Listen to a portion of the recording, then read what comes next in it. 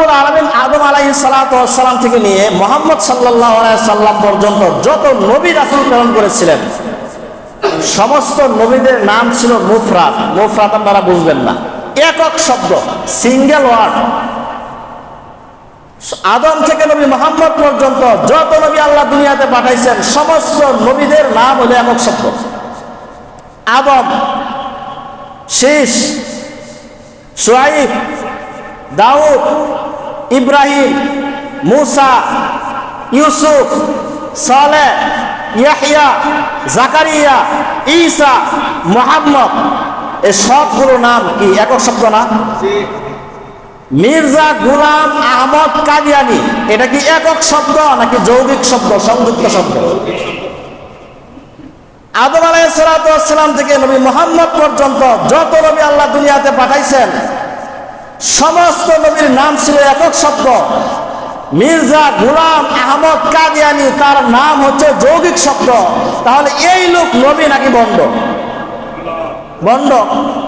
এই লোক নবী হইতে পারে না। যদি এই লোক নবী হইতো তাহলে তার নামটাও কি হইতো? একক শব্দ হইতো।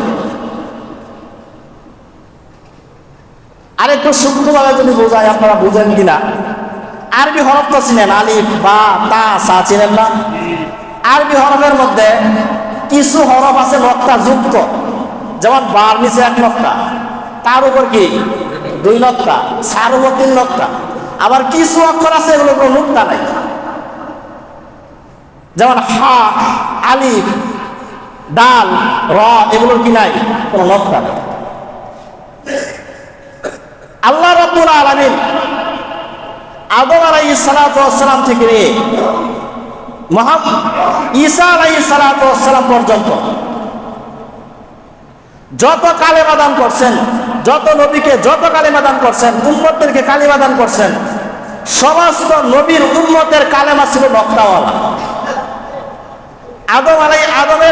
আদম নবীর উম্মতের কালেমা ছিল লা ইলাহা ইল্লাল্লাহ, আদম সফিউল্লাহ, নক্তা আছে। ঈসা নূহ নবীর উম্মতের কালেমা ছিল লা ইলাহা ইল্লাল্লাহ, নূহুন নাজিহুল্লাহ, নক্তা আছে।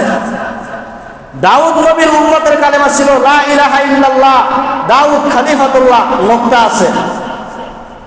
ইব্রাহিম নবীর উম্মতের কালেমা ছিল লা ইলাহা ইল্লাল্লাহ, ইব্রাহিম খলিলুল্লাহ, নক্তা আছে। ইয়াকুব নবীর উম্মতের কালেমা ছিল লা ইলাহা ইল্লাল্লাহ, ইয়াকুব নবিয়ুল্লাহ, নক্তা আছে।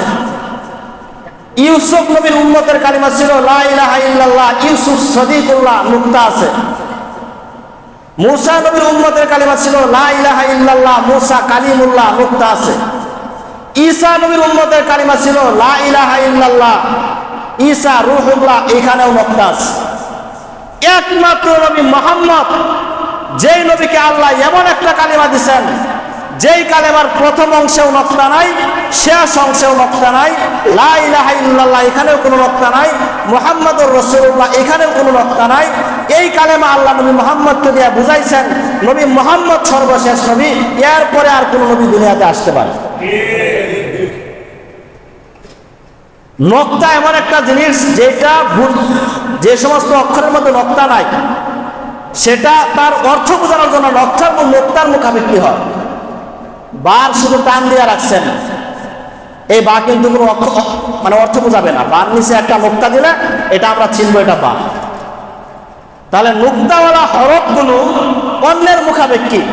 ঠিক তদ্রূপ ভাবে নবী আদম থেকে নিয়ে ঈসা পর্যন্ত আল্লাহ তাআলা যত নবীকে কালেমা দিয়েছেন প্রত্যেকটা নবীর কালেমা আরেকটা নবীর নবুয়তের প্রতি মুখাপেক্ষি ছিল।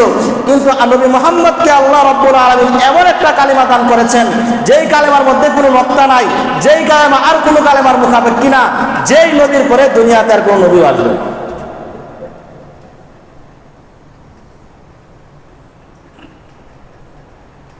এরপরে আল্লাহ রাব্বুল আলামিন আদম আলাইহিস সালাতু ওয়াস সালাম থেকে নবী মুহাম্মদ পর্যন্ত যত নবী প্রেরণ করেছেন,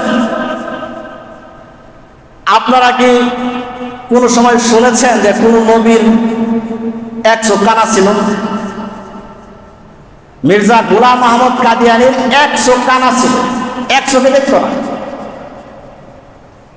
আল্লাহ তাআলা আদম থেকে নিয়ে নবী মুহাম্মদ পর্যন্ত যত নবী প্রেরণ করেছেন, এই সমস্ত নবীদের মধ্যে কোন নবী লুলা ছিলেন না, কোন নবী ন্যাংরা ছিলেন না, কোন নবী কানা ছিলেন না, কোন নবীর কোনো ধরনের অসুস্থতা ছিল না। বরং আল্লাহ রাব্বুল আলামিন নবুয়ত ওই ব্যক্তিকে দান করতেন যেই ব্যক্তি ওই উম্মতের মধ্যে সবচেয়ে সুদর্শন পুরুষ হইত, যেই ব্যক্তি ওই উম্মতের মধ্যে সবচেয়ে স্মার্ট ব্যক্তি হইত, ওই নবীকে আল্লাহ রাব্বুল আলামিন নবুয়ত দান করতেন। আর মির্জা গোলাম আহমদ কাদিয়ানীর আসলে 113 ব্যক্তি নবী হইতে পারে, 13 ব্যক্তি নবী হইতে পারে। যদি মির্জা গোলাম আহমদ কাদিয়ানী নবী হইতো, তাহলে সে অন্যান্য নবীদের মতো স্মার্ট ব্যক্তি হইতো, সুন্দর হইতো, সুদর্শন পুরুষ। নবুয়তের আরেকটা বিধান হচ্ছে, নবীরা যেই স্থানে মৃত্যুবরণ করেন সেখানেই তাকে দাফন করা হয়। এটাকে আপনারা জানেন? নবীরা যেই জায়গায় মৃত্যুবরণ করে সেখানেই তাকে দাফন করা হয়। আমাদের নবী মুহাম্মদ সাল্লাল্লাহু আলাইহি ওয়াসাল্লাম কোথায় মৃত্যুবরণ করেছেন? মদিনায় তো ঠিক আছে, কার ঘরে? আয়েশা সিদ্দিকা রাদিয়াল্লাহু তাআলা আনহার ঘরে মৃত্যুবরণ করেছেন, এবং সেখানেই নবী মুহাম্মদকে দাফন করা হয়েছে। এটা নবীর একটা বৈশিষ্ট্য।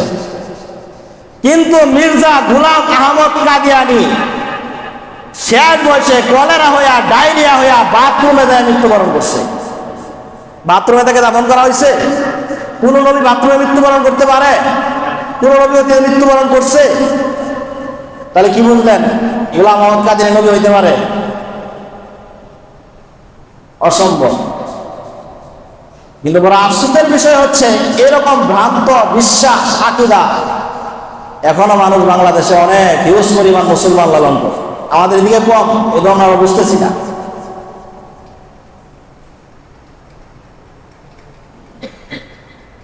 আল্লাহ রাব্বুল আলামিন আদম আলাইহিস সালাতু ওয়াস সালাম থেকে নিয়ে